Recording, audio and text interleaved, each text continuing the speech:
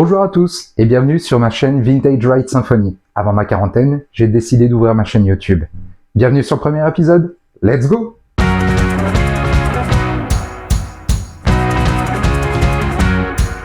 Avant de vous parler de Michel, il faut que je me présente. Je m'appelle Étienne et depuis tout petit, je me suis laissé bercer et porter par le milieu de l'automobile sans jamais véritablement mettre les mains dedans.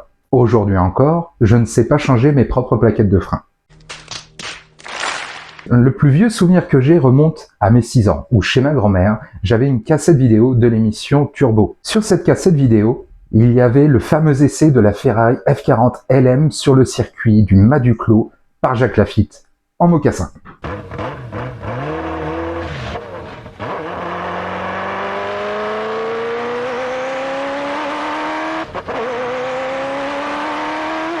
Tous les dimanches, pour moi, c'était l'heure de la messe.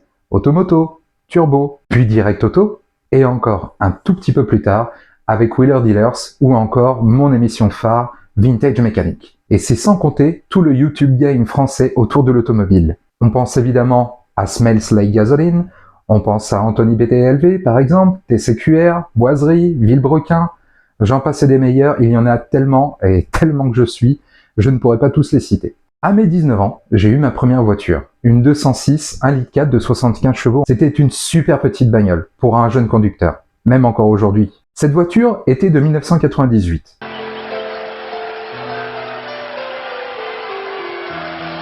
À l'époque, quand elle est sortie, son design tranchait radicalement avec l'ensemble de la production automobile. Et puis cette voiture a quand même inspiré une certaine génération. Pensez à cette fameuse pub avec l'éléphant qui écrase une vieille Peugeot et qui la transforme en 206. Cette voiture, de par la tenue de route légendaire de Peugeot, m'a aussi sauvé la vie. Donc je garde le Lion pas très loin de mon cœur. Un peu plus tard, j'ai voulu monter en gamme et je voulais mon accoudoir. Je me suis donc trouvé une Laguna 2 1,9 litre DCI de 120 chevaux. Certains connaissent la réputation de ce moteur. Problème de turbo, problème de vanne EGR, etc., etc., etc. Effectivement, ça ne fait pas partie des meilleurs moteurs que Renault ait pu concevoir. Mais quand je l'ai acheté, celle-ci avait été fiabilisée. Et effectivement, je n'ai pas eu spécialement de problème avec elle. Il a cependant fallu que je la revende un petit peu plus tard, car grâce à un nouveau travail, j'ai eu l'opportunité d'avoir un véhicule à participation. C'était une 2008 1,6 litre Blue HDI 220 chevaux. J'étais ravi de pouvoir repasser du côté Peugeot de la Force. Je n'ai pas utilisé cette voiture très longtemps, mais je me souviens avoir eu un problème au niveau du système d'AD Blue. Un autre boulot, et dans les mêmes conditions, m'ont permis de conduire un Ford Kuga diesel. Elle fait quand même un beau gabarit, et habitant en centre-ville de Nantes, je vous cache pas que j'ai eu quelques cheveux blancs pour la garer. Je n'étais pour le moment pas habitué aux véhicules en boîte automatique, et pourtant, le véhicule d'après, une Twingo 3 boîte automatique, et un peu plus tard, pour des raisons familiales, je suis passé sur une Citroën C4 de 2013, elle aussi en boîte automatique. La boîte auto, je n'y étais pas habitué jusqu'à présent, mais il faut tout de même avouer que dans les bouchons, c'est quand même super pratique. Cette C4 n'était pas fulgurante, mais elle faisait le travail. Elle permettait d'aller d'un point A à un point B sans trop consommer, ce que je demandais à une voiture à l'époque. Malheureusement, un soir de 31 décembre, cette voiture a été emboutie par une personne en délit de fuite. La voiture a ensuite été projetée vers les véhicules qui étaient stationnés juste devant elle. Elle était emboutie des deux côtés. Économiquement non réparable, je suis devenu sans véhicule fixe. Ce qui est assez triste pour une personne qui adore la bagnole. La guigne partie et le temps de me retourner, je me suis mis en tête de trouver une autre voiture avec quelques critères. Mes critères étaient les suivants. Je ne fais que très peu de kilomètres en semaine, et l'agglomération dans laquelle je travaille venant tout simplement de passer en zone à faible émission, il m'a semblé beaucoup plus opportun de passer sur un véhicule essence. Ayant moins de 15 ans, moins de 200 000 km et faisant à minima 110 chevaux. Une voiture permettant de transporter 2 bambins, sans pour autant que ce soit un char. J'ai aussi envie de pouvoir me garer en ville à peu près facilement. Je souhaitais une fiabilité correcte et une mécanique connue. Il y a aussi un autre paramètre à prendre en compte. Ça faisait plusieurs années que je n'étais plus conducteur principal d'un véhicule, donc je ne voulais pas non plus une assurance qui m'éclate de trop. Mais je voulais tout de même un daily qui me fasse vibrer, une voiture sans excentricité, mais dans laquelle je me sente tout de même distingué. Je ne voulais pas non plus une voiture de gangster, et les cartes au pop and bang, très peu pour moi. Consommateur de contenu automobile sur YouTube, il est facile de trouver des vidéos avec des sponsors tels que Carly et Car Vertical. Ce sont deux solutions que j'ai utilisées dans la recherche de ma voiture. Après avoir lancé une recherche sur Le Bon Coin, et étant naturellement attiré par la marque Olion, avec ces critères, j'ai voulu voir ce qui était disponible dans cette enveloppe de 7 000 €. Dans cette enveloppe de 7 000 €, on trouve essentiellement des THP, des VTI et le fameux 1 litre de PureTech. Connaissant la réputation de ces moteurs, et malgré avoir essayé de trouver des solutions pour les fiabiliser, au moins être un tout petit peu plus tranquille, j'ai préféré arrêter mes recherches au niveau de la marque Olion et exclure également la marque Chevron ainsi que DS. Salut mon pote. Dans cette enveloppe, que reste-t-il? Beaucoup de Renault, mais un petit peu à l'image du Ford, j'ai beaucoup de mal avec la plastique intérieure. Je ne dis pas que les finitions ne sont pas de bonne facture, ne sont pas de bonne qualité. Toute cette génération avec le Airlink 1 ne me convient pas. Et finalement, après des heures passées sur Le Bon Coin, sur des forums et sur des groupes de passionnés, je me suis dit qu'il était temps pour moi de changer un petit peu d'horizon. C'est pour ça que j'ai pris mes valises et j'ai décidé de passer les Alpes pour aller du côté de Milan. Imaginez Milan en 1910, une ville en pleine effervescence. C'est là que la société ALFA voit le jour. Anonima Lombarda Fabbrica Automobili. Quelques années plus tard, un certain Nicolas Romeo entre dans le game. Et c'est là que la marque Alfa Romeo voit le jour. Alfa, c'est avant tout du style, des courbes, de la puissance, de la compétition. Et ce logo mythique avec le serpent et la croix de Milan. Chaque modèle est une œuvre d'art sur roue. Aujourd'hui, Alfa Romeo fait partie du groupe Stellantis. Et bien que les ventes restent encore modestes, Alfa Romeo présente une situation moins alarmante que d'autres marques au sein de ce groupe. La passion, la performance et l'innovation sont au rendez-vous. Leur slogan, la meccanica della emozioni, la mécanique des émotions. Et croyez-moi, ce ne sont pas que des mots. Alfa Romeo, c'est une légende sur les circuits. 1950, Giuseppe Farina devient le premier champion du monde de Formule 1 à bord de son Alfa Romeo 158. 1951, Juan Manuel Fangio remporte le championnat du monde à bord de son Alfa 159. Concernant les 24 heures du Mans, 1931, 1932, 1933, 1934, l'Alfa Romeo 8C 2300 remporte tout sur le circuit sartois. 11 victoires dans l'une des courses les plus prestigieuses d'Italie, la Mille Miglia. 13 titres en championnat d'Europe de tourisme.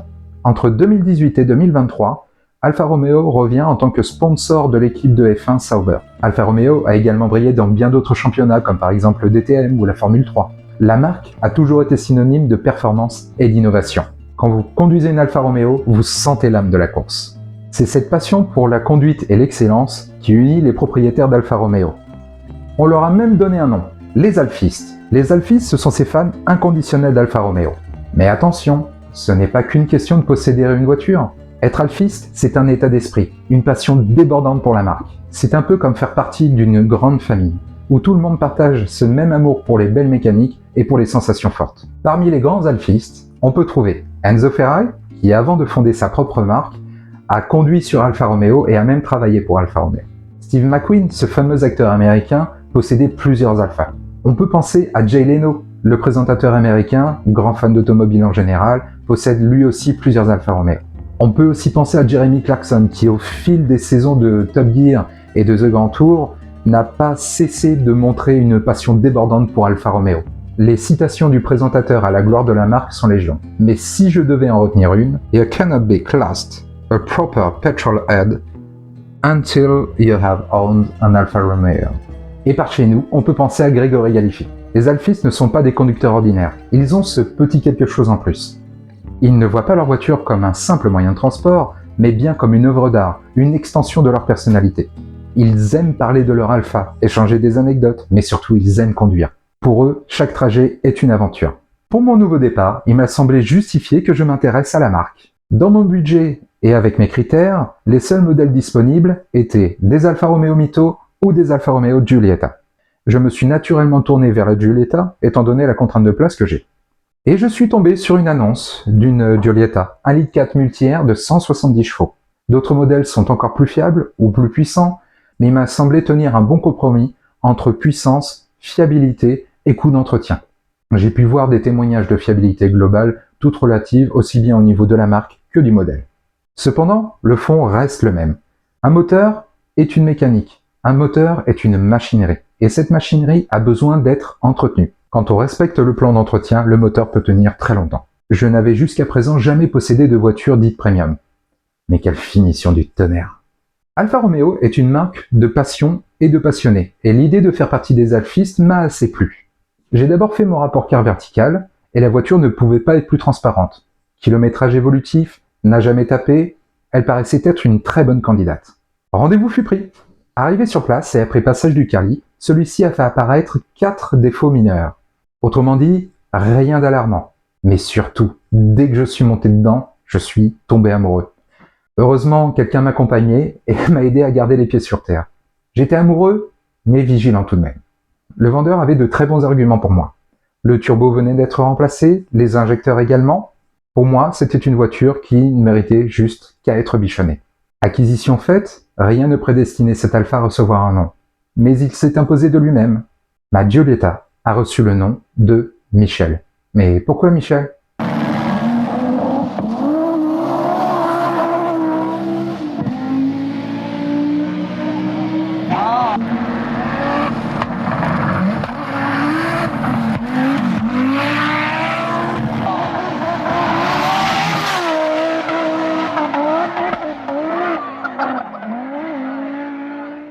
Parce que Michel Mouton. Michel Mouton, une véritable légende des rallyes, une véritable source d'inspiration pour tout passionné d'automobile. Née en 1951 à Grasse, elle a rapidement fait ses preuves en tant que pilote talentueuse et déterminée. Elle a d'abord débuté sa carrière en tant que copilote, mais son talent l'a rapidement placée derrière le volant d'une Alpine A110. En 1981, elle rejoint l'équipe Audi et a marqué l'histoire en remportant le rallye de San Remo, devenant ainsi la première femme à remporter une manche du championnat du monde des rallyes WRC. L'année suivante, elle a terminé deuxième au classement général, prouvant que sa place parmi les meilleurs n'était pas due au hasard. Michel Mouton n'a pas été seulement pionnière sur les pistes, elle a également contribué à l'évolution de ce sport, en cofondant la Race of Champions et en devenant la première présidente de la commission des femmes dans le sport automobile de la FIA.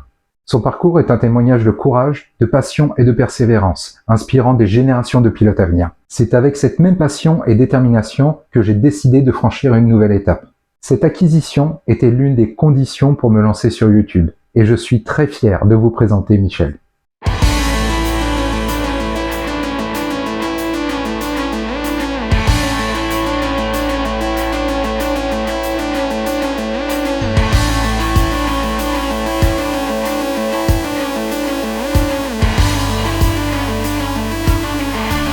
La voiture est en bon état, mais ça se voit qu'elle a été utilisée. Je suis sûr qu'on peut lui donner un tout petit peu plus d'éclat. Elle me donne du baume au cœur, et j'ai envie qu'elle soit propre.